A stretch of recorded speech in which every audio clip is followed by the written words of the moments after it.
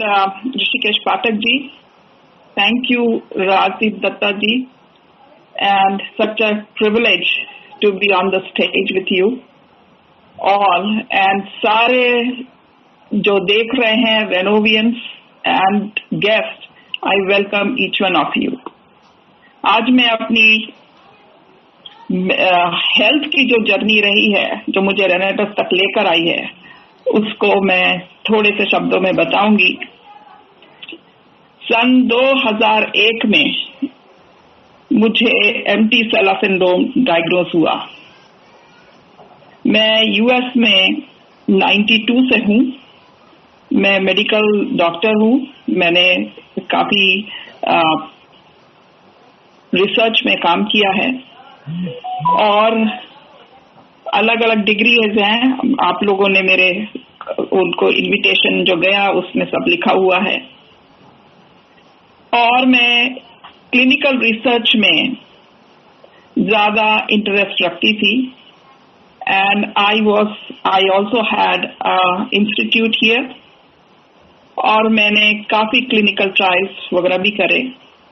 और इस दौरान में न्यूयॉर्क में एंड न्यू जर्सी में काफी अच्छा बड़ा बिजनेस सेटअप किया, including India, including other countries. और इस दौरान में मैं काफी बिजी होने के कारण बीमार हो गई। मुझे 2011 में पहला हार्ट अटैक आया और 2014, 17 और 19 में 3 और हार्ट अटैक आ गए। इसके साथ में मेरे को गले से लेके ब्रेन ट्यूमर, चेस्ट में, पेट में, यूट्रस में, सब जगह मुझे ट्यूमर्स हो गए और मुंह से खून बहने लगा। मैंने काफी जगह पर मेरा ट्रीटमेंट हुआ न्यूयॉर्क के टॉप मोस्ट हॉस्पिटल्स में एंड मैं व्हील चेयर पर आ गई और मेरी कमर भी लंबर हर्निएटेड डिस्क में बदल गई और मैं एपिड्यूरल इंजेक्शंस पे रहने लगी। और मेरा पेट जो था वो बहुत ट्रबल कर रहा था और हमें सर्जरी करनी थी, पर मुझे heart attack, high blood pressure, diabetes, इन सब के कारण मुझे क्लियरेंस नहीं मिल रहा था। मेरे गले का ऑपरेशन के लिए ले गए कि अल्ट्रासाउंड के थ्रू कुछ ऑपरेट करेंगे, परंतु मुझे टेबल से उतार दिया गया बिकॉज मेरे ब्लीडिंग की हिस्ट्री है और उसमें सब घबरा गए। मेरे पास कोई चारा नहीं था rather than getting all the medicines, सारे डायग्नोसिस, सारे डॉक्टर्स पहचान के, सारे बड़े बड़े हॉस्पिटल जो कि वर्ल्ड के सबसे बड़े हॉस्पिटल हैं, वो मुझे ट्रीट कर रहे थे। एंड एवरीबडी नोज मी, हर इमरजेंसी जानते हैं मेरी हिस्ट्री। अगर कोई न्यूयॉर्क आए तो हर हॉस्पिटल में मिल जाएगी। और इस दौरान में सबने कहा कि now stem cell is the only answer और हम स्टेम सेल के लिए हमारा प्लानिंग सब चलने लगा। एंड उसी बीच में स्टेम सेल वालों ने कहा कि वो भी नहीं हो सकता बिकॉज ये भी एक माइनर सर्जरी है and I had no answer. इस टाइम पर किसी ने मुझे रेनेटस के बारे में बताया और मुझे बिलीव नहीं हुआ क्योंकि मैं एलोपैथी वाली हूँ। But I studied, I researched everything about रेनेटस, what is the company और ये कैसे क्या काम कर सकता है, इसके इंग्रेडिएंट्स क्या हैं। यूजुअली लोग एक्सेप्ट इजीली नहीं करते हैं, परंतु मैंने उसको टाइम लगाया पढ़ने के लिए, सारे जितनी टेस्टिमनीज थी वो देखी and then I brought it. और जब मैंने उसको खाया तो तीसरे दिन मेरे मुंह से खून निकलना बंद हो गया। थोड़े दिन में मेरी कमर ठीक हो गई। I was on wheelchair and I left the wheelchair and I started walking with cane. धीरे धीरे मेरी केन भी छूट गई। सो मेरे साथ में जो मेरे रिपोर्ट्स हैं वो कुछ बदलते जा रहे हैं। अभी मैं पूरी तरीके से ठीक नहीं हुए, परंतु मेरा जो प्रोसेस है वो इतना हो गया कि I am not like a debilitated patient sitting in a wheelchair. So I started talking and thinking about how I can bring this Renetus Nova capsules to many people जिनको मैं हेल्प कर सकती हूँ। और उसके साथ उसी बीच में आज का जो मेरा सेशन है, मैं ज्यादा उस पर नहीं जाऊंगी। मैंने जो स्टडी करी, मैंने फाइंड करा कि क्यों रेनेटस डिफरेंट है and what is the thing on which we can vouch and we can say that there can be no competitor. कोई इसके टक्कर में आता ही नहीं है। Just because Renetus have taken all the steps, important steps, एक दवाई को किसी के मुंह में किसी पर्सन को देने के पहले उन्होंने अपना पूरा होमवर्क किया है। मैंने क्लिनिकल रिसर्च का करिकुलम लिखा है, state of Jersey education board ने अप्रूव किया है। मेरा इंस्टीट्यूट भी था और कुछ कॉलेजेस में भी चलते हैं मेरे करिकुलम यहाँ पर। उस दौरान में जो मैंने पढ़ाई करी है और मेरा जो स्टडीज है उसमें देखिए, ये मैं स्लाइड को लेकर आई हूँ कि क्लिनिकल ट्रायल, एक छोटी सी दवा भी अगर किसी को देनी होती है तो गवर्नमेंट ने और मेडिकल साइंस ने और फार्मास्यूटिकल इंडस्ट्री ने ऐसा रास्ता बनाया हुआ है, ऐसी स्टडी बनाई हुई है कि उसको पार करके ही एक दवाई दरवाजे पर आती है, बाजार पे आती है। ये 4 फेसेस में होती है और उसके पहले प्री क्लिनिकल भी होता है। और दवाई को जो भी अगर लेकर आना है कोई फार्मा कंपनी को, कोई भी जो भी कंपनी है, उसके पीछे काफी लोग खड़े होते हैं। गवर्नमेंट स्पेशली देखती है कि हम कोई ऐसी चीज बनाकर तो नहीं बेच रहे हैं जो लोगों को नुकसान दे जाए। वो नुकसान जो सेफ्टी के रूप में हम लोग उसको छान छान के उसको अप्रूवल स्टेज पे लेकर आते हैं। सबसे पहले कोई भी छोटी दवाई होगी उसकी लैब में चेकिंग होती है, कुछ जानवरों के, छोटे जानवरों के ऊपर चेकिंग होती है। अगर उस दवाई को खाने से, उसके इंग्रेडिएंट को खाने से अगर जानवरों में मौत होने लगे या बीमारी आने लगे तो ये सोच लिया जाता है कि इंसानों के ऊपर भी तकलीफ आएगी और वो वहीं पर बंद कर दी जाती है। पर उसके बाद में अगर वो सही है तो जाती है फेज 1 ट्रायल पे, फिर जाता है फेज 2 पे, उसके बाद जाता है फेज 3 पे, और उसके बाद यहाँ का जो FDA है वो अप्रूवल देता है और फिर वो फेज 4 पे वो ज्यादा लोगों के पास जाता है। इस तरीके से एक छोटी सी जो भी, चाहे वो न्यूट्रास्यूटिकल हो चाहे वो दवा हो, अगर स्टैंडर्ड वे से वो प्रोसेस होकर दरवाजे पर अगर आपके आती है तो वो उससे बढ़कर बेस्ट चीज कोई नहीं है। रेनेटस ने ये काम अपना 6 साल तक किया है और इस प्रोसेस में इतने टाइम लगते हैं स्टैंडर्ड। जब मैंने ये चीज सुना तो मैंने एकदम से ध्यान में आया कि 6 साल किया है, मतलब इन्होंने सारे प्रोसेस किए हैं और इस दौरान में कोई पेशेंट से पैसे नहीं लिए जा सकते या पैसे नहीं बनाए जा सकते। इसमें इन्वेस्टमेंट लगता है। That means रेनेटस has a strong financial background कि उन्होंने ये जिम्मा उठाया लोगों के लिए।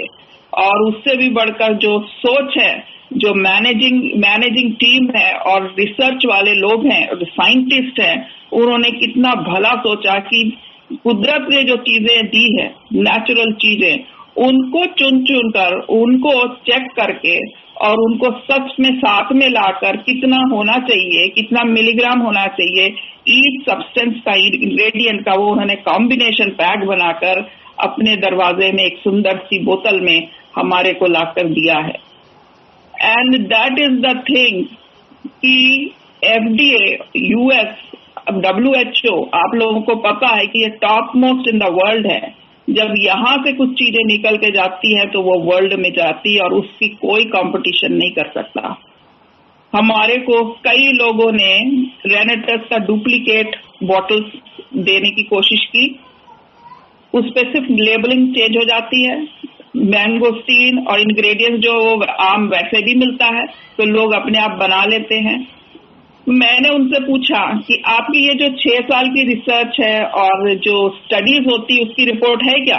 वो कुछ नहीं है, वो 15 दिन में पैकेजिंग हो जाती है और लोगों में बढ़ जाती है। किसी को ये नहीं पता कि आगे चल के वो चीजें ठीक होंगे कि नहीं होंगे। तो देखिए, रेनेटस ने जो स्टेप उठाया है, ये मेरे सामने किसी भी कंपनी ने, फूड सप्लीमेंट ने नहीं उठाया है. That is why I took that medicine and it responded. There was no reaction. There was always I was getting well and I am getting well.